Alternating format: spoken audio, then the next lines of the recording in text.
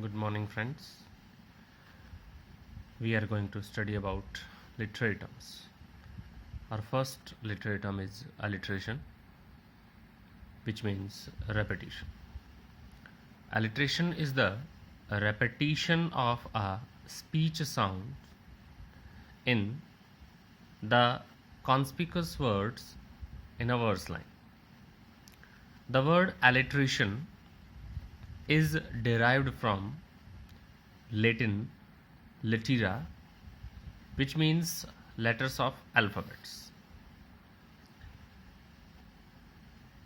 Means to say that alliteration is the repetition of alphabets, as the alphabets are divided into consonants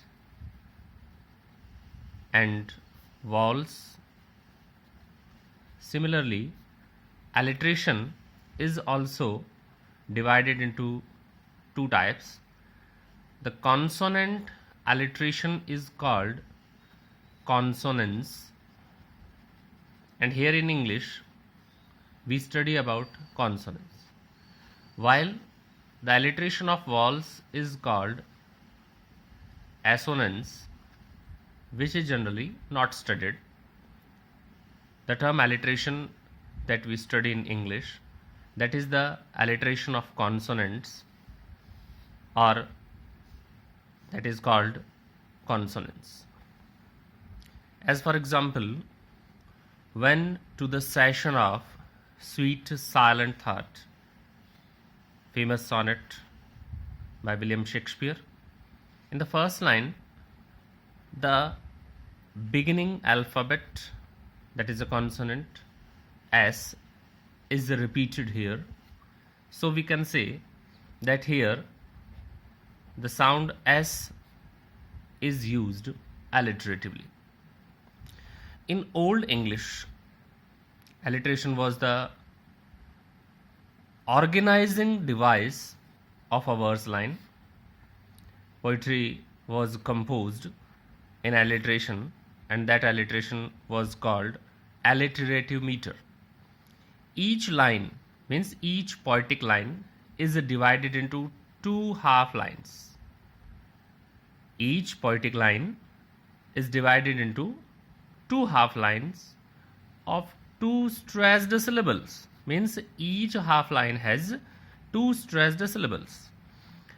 The two stressed syllables of the first half line coincide with the first stressed syllable of the second half line.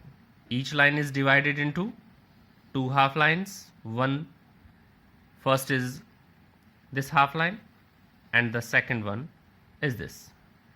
The two stressed syllable here, summer and season, these are the two stressed syllable. In and these are unstressed syllables.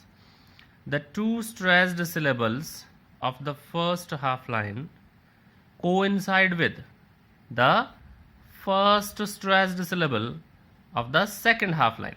Here, by chance, we find two stressed syllables in the second half line also, but the term is explained in the form that two stressed syllables of the first half line coincide with the first stressed syllable. This one is the first stressed syllable of the second half line, and these two half lines are joined with a decisive pause. This decisive pause was called caesura. This term caesura is also extracted from the Latin. A short means a short pause. The short pause, caesura, was used to joint these two half lines. As the modern English came in existence, this old alliterative meter became less famous among the poets, and they used alliteration only to provide musical quality to their poetry.